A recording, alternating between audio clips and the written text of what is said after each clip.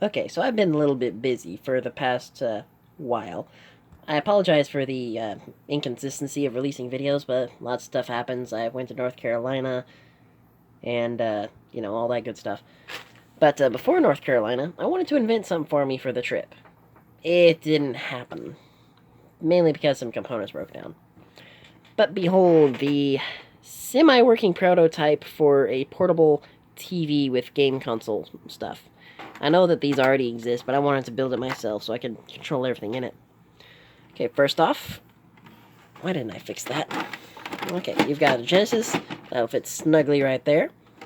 Okay, copy of Sonic 2. I honestly really like 3 Knuckles, but that would be a bit too tall for this case. And I wanted it to be somewhat portable. Okay, you'd have the Genesis.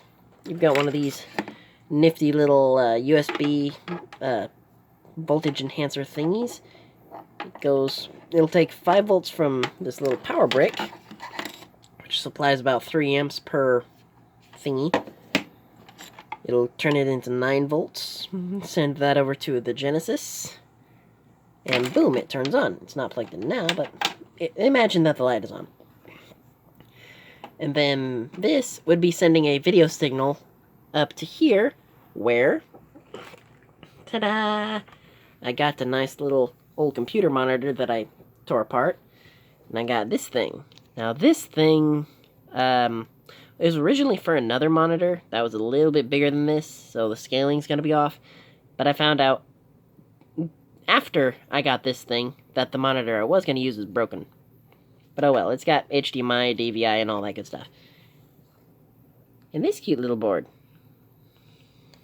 But anyway, this would go right there. If I can figure out some way to mount it. I mean, I got some nice foam that I could just put... Wait, wrong side.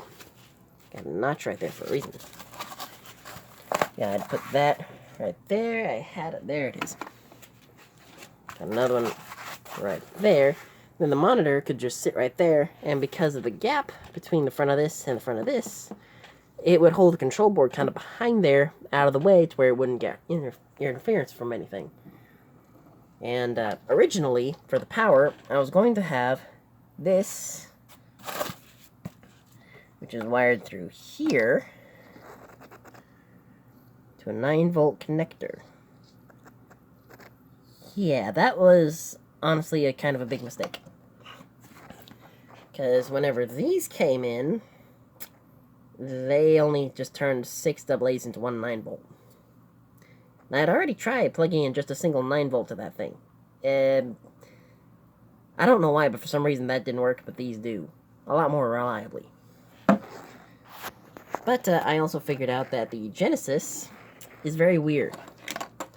I don't know if Matt KC explains it in his video. That's kind of where I got the idea. But the Genesis has this part positive, and this inner part, it's a little hard to see, but there you go. That inner part is negative. In most things, it's the other way around. But I've got one spliced here somewhere that just plugs into the back of this. Then this would run to here. But originally I'd have another cord that I spliced. Yeah, this one. I have a lot of these wires hanging about for some reason. Anyway, that's going to here, and this would plug directly onto the power supply, and this would go directly to the Genesis. And it works. I'll show you. Get that unplugged.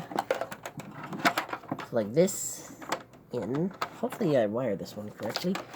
Yeah, whenever playing with this stuff or messing with it, try to be safe and be very, very, very, very, very careful. I cannot overstate that enough. Okay, making sure that the terminals are right. Oh, come on, get in there. Quit moving. Okay, that's staying put, and now it works! It lives! But yeah, that works. But my original intent was to try and power it via USB so that I could just recharge this, have a port and everything on the back. And, yeah. The main reason that I couldn't do this was because my HyperCin Genesis to HDMI adapter the HDMI metal part that plugs into the TV broke off. And quite honestly, it looks a little something like that. I am not going to go through the terror of trying to splice all this. VGA cable, by the way. The HDMI ones look like that. I'm not going to splice those either. Those wires are way too thin. And I have no idea what they go to. Oh my. But yeah, this is my little update video. Hopefully it gives you guys some ideas to take some stuff into your own hands. Oh yeah, and if you're wondering kind of where I got the wood, my dad used to work for a cabinet shop, and they sent home the leftovers with him occasionally. But it was just going to go in the trash anyway. And this, just found somewhere. We have a lot of yard sales. And use some E6000 on that. I mean, this stuff is solid. Still recommend that you put some screws or something in there so that it actually holds tight. But this works. And that's also what's holding these things in place. And that. Which I kind of regret. And I don't really feel like taking a knife to it and trying to jab it out. That's probably going to be more trouble than it's worth. Anyway, you guys have fun.